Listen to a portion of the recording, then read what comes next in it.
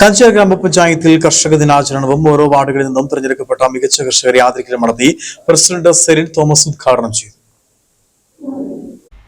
കാഞ്ചിയാർ ഗ്രാമപഞ്ചായത്തും കൃഷിഭവനും ചേർന്ന് നടത്തിയ കർഷക ദിനാചരണത്തിൽ വിവിധ വാർഡുകളിൽ നിന്ന് തെരഞ്ഞെടുത്ത 22 കർഷകരെ ആദരിച്ചു.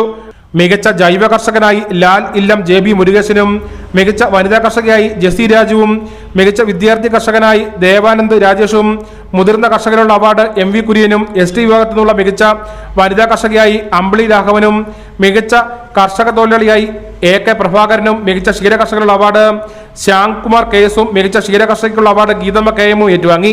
പ്രസിഡന്റ് സെലിൻ തോമസ് ഉദ്ഘാടനം ചെയ്തു. അവരെ ഒരു ദിവസം ആദരവ് കൊടുക്കേണ്ടത് അല്ല, അവരെ നമ്മൾ സംസ്ഥാന തലത്തില്, ജില്ലാതലത്തില്, തദ്ദേശ വകുപ്പില്, പിന്നെ വാർഡ് അടിസ്ഥാനത്തില് എല്ലാ വർഷവും ആദരവ് കൊടുക്കുന്നുണ്ട്. ആ ഒരു ആദരവും അവർക്ക് ഏറെ പ്രചോദനമായി തീരട്ടെ എന്ന് മാത്രം ഞാൻ ആശംസിക്കുന്നു.